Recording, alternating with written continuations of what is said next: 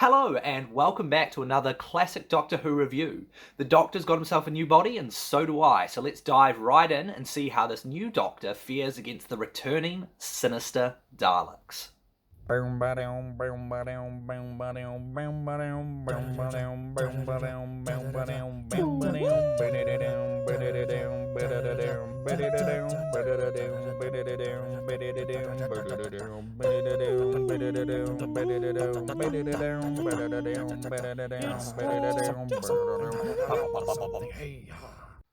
The Power of the Daleks is a 6-part series from 1966. It stars Patrick... What are you doing? Oh, hey. I'm just doing the next review. Oh, you don't have to do that. But I thought I was the new you. Wasn't that the... No, that was just a bit for the last episode, a joke. A joke? I studied for this. I watched every single Patrick Troughton episode of Doctor Who specifically for this role. You really didn't have to do any of that. Look, I'm sorry, mate, but if it's all the same with you, I'd just like to, get back to doing my review. I took notes. It took weeks. Yikes. Sorry about that interruption, folks. The Power of the Daleks is a brilliant 6-part serial which features the newly regenerated Doctor going up against the evil Salt and Pepper Shakers once again, this time aided by a very confused Ben and Polly. For years, I've imagined how this story would play out in my head after my dad would tell me stories of when he first saw it as a child back in the 60s or whenever it first aired in New Zealand. When I first got into Doctor Who in 2010, it was really cool because my dad had grown up watching the older series as well. I'll never forget him telling me the story of how shocking it was seeing the main actor change on screen and how this new guy almost immediately has to walk into this dark room and wham is confronted by Daleks. What an awesome idea, I thought. So for years I fantasized about that moment, but of course we'll never get to see it the same way my dad did because this is yet another one of those completely lost serials. Just another thing for me to be jealous of my dad of, the fact that he's got all these memories of episodes that we'll never get to see again. Thankfully we have not one, but 2 official animated releases to choose from, which I will go into great detail on in the end. The adventure begins immediately where the 10th planet left off. The Doctor's body has completely changed, regenerated, and with it, an entirely new personality. William Hartnell's rough and often grumpy persona is officially gone, replaced with Patrick Troughton's bouncy, witty energy. I had a huge grin on my face watching Patrick Troughton's first moments as the Doctor. He's just so unintentionally funny. But when the Doctor's iconic Moranis ring slid off a now much skinnier finger, I was a bit sad. It was like this symbolic moment. A definitive gesture to say that the man who once wore it had forever changed. Till I realised just how stupid that thing was. Thank goodness we don't have to put up with that rubbish anymore. Ben and Polly watch in bewilderment as this little man rifles through trinkets in the TARDIS, playfully dodging their understandably curious questions. It's not long before things kick into motion, with the trio making their way into the colony on planet Vulcan. Is that Ratchet and Clank or Guardians of the Galaxy? Vulcan. Wait, isn't it Star Trek? I don't want to break down the plot beat by beat, so I'll just give you the gist. The colony has a little bit of a rebel problem. Think less Star Wars rebellion and more disgruntled boomer employees. They don't really get much development, and they don't even appear until the very end of the last episode, but they're not exactly the focus of the story. No, the real reason we're watching this story soon presents itself, when the Doctor confronts a soon-to-be mad scientist who has apparently discovered a crashed shuttle containing 3, supposedly dead, Daleks. Whoo! Wait, what a reveal! And what a great way to get a potentially uncertain audience invested in this new actor by immediately pitting him against the show's most iconic and dangerous villains.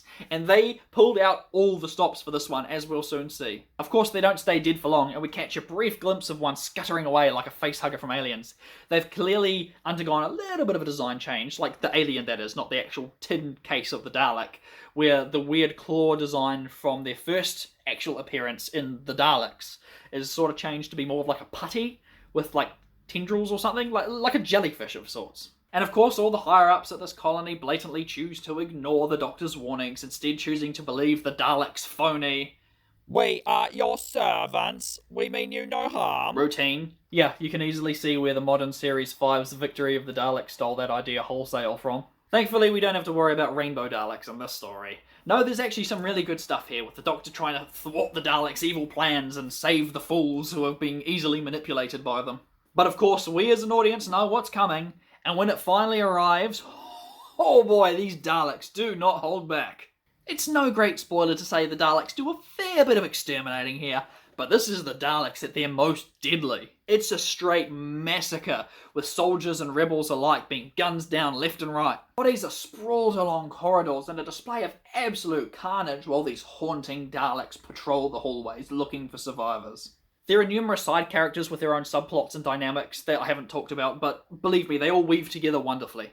My personal favourite being when the overly ambitious scientist realises what he's done and he literally just loses the plot. And when it all comes to its inevitable conclusion and the Daleks get their comeuppance, well, let's just say I think I'm starting to recognise the beginning of a trend where Daleks all blow up in spectacular fashion. That's something I quickly became desensitised to in the modern series, where pretty much every modern Doctor Who Dalek episode went like, oh look, here's the Daleks. The Daleks multiply, they go and exterminate things, and right before the day is saved, the Doctor pushes the win button and they all blow up. But whenever they decide to blow up a full-size Dalek prop in their old series, it's always a special event. Oh, and this animation doesn't hold back either. With their enemies defeated and the colony's future looking difficult but hopeful, the Doctor, Ben and Polly decide to leave in the TARDIS, but not before we catch a brief glimpse of a lone Dalek, battered, bruised and smouldering in the rubble, but very much still alive as its eye stalk raises as the credits roll. Wait, isn't that the exact same cliffhanger as the upcoming Evil of the Daleks? Whatever, we'll cross that bridge when we come to it. Oh my gosh, this was frickin' awesome! Troughton was so witty, with quick responses and sharp observations. His slightly manic persona was a joy to behold. I just hope he plays a little less of the flute. No wonder it drove Ben mad. I was ready to snap that thing in half. The whole thing, from the pacing to dialogue to storyline, it's all top class. I don't even know if that's a real word, top class, whatever. It's amazing. And the animation... If you somehow didn't already know, I am heavily critical of these official BBC animations, but here it's fine. You know what? It's more than fine. It's great. There, I said it. A Doctor Who animated DVD is great. And now we come to the most divisive element, the difference between the two versions. For reasons I don't care enough to discuss, the BBC released an official animated Power of the Daleks in 2016, then retooled it and re-released it again as a DVD and Blu-ray special edition in 2020. This understandably had a lot of people confused. Just from the trailers alone, it was hard to tell if there were any actually noticeable differences worthy of being another full-price re-release, instead of, oh I don't know, focusing on another Lost Doctor Who serial like Marco Polo, but when side-by-side comparisons came out on YouTube, that seemingly put that to rest. But to this day, people still ask, which is better? Usually going with the 2020 version, because why not? I mean, it's the most recent release, so it must be better, right? Well, I am here today to definitively settle this once and for all. Or not, whatever, just make up your own mind. I watched The Power of the Daleks from start to finish in one go, 2 days in a row. I watched the original 2016 version first, and then the 2020 special edition the next day. Both times, the story was so good, I even forgot to take notes and just got swept up in it all over again. Now let me make this clear, I never in a million years thought that a classic Doctor Who serial would be so good that I would be happy watching it twice in a row. And heck, just having to watch individual episodes for previous reviews twice in a row was too much for me. I'm looking at you, Planet of Giants, but despite everything I'm about to say, I absolutely loved watching this both times. I picked up on so many little story details on the second viewing, subtle dialogue bits I missed on the first time. Oh, it's so good. Right, let's compare the animations. The 2016 one is great. It's on par or even better than the 10th Planet Episode 4 animation. Plenty of vibrant facial expressions that don't look warped and uncanny. There are no rapid unnecessary jump cuts like in The Reign of Terror. The image was crisp and overall it looked just as good as any BBC animated DVD could look. Look, if I'm complimenting it, you should know it's good. Now here's the part I bet you weren't expecting. I mean, after all, pretty much every YouTube video and article written about the subject agrees unanimously that the 2020 version is the slightly superior version, right? Well, I beg to differ. You see, when I started watching the DVD, something stood out to me right away. The lines were a little less defined, like a bit thinner, so it stood out to me a lot more, but the image, particularly the faces, looked pixelized. Especially the characters' eyes. It looked as if I was watching something on low resolution. like a YouTube video stuck at 360p or a small image blowing up on a big TV. I wondered if it was just my imagination, but I chucked the 2016 version in a different DVD player and was switching over between 2 different HDMIs at the same time. And yeah, I could see that it wasn't just me. The 2020 version, at least the DVD, didn't look as crisp. I was constantly distracted, and my fears were realised when side characters started appearing with name badges that were so blurry and pixelated you literally couldn't read them. Meanwhile, they stood out and were easily readable in the 2016 version. This absolutely baffled me. I couldn't find any comments anywhere online about it. And even that YouTube video with the side-by-side comparison looked fine, but I think in that case it was because the screen was so small. It was like a vertical video and each 2016 and 2020 version only had like half the screen, so you could barely tell. But I'm telling you, the DVD of the special edition version has a worse quality image than the 2016 version. This is to say nothing of the quality of the animation, and I don't suppose it would be noticeable unless you've watched the 2016 one, then the 2020 one, back to back on a big TV. But I did. And I noticed. And it was very distracting. I feel like the mad scientist from the story trying to convince people, but I swear what I'm saying is true. I have to believe that this is some stupid DVD versus Blu-ray issue. And then if I had watched the Blu-ray version of the 2020 special edition, then the image would look a lot more crisp and clear and stand up to the 2016 animation, if not surpassing it.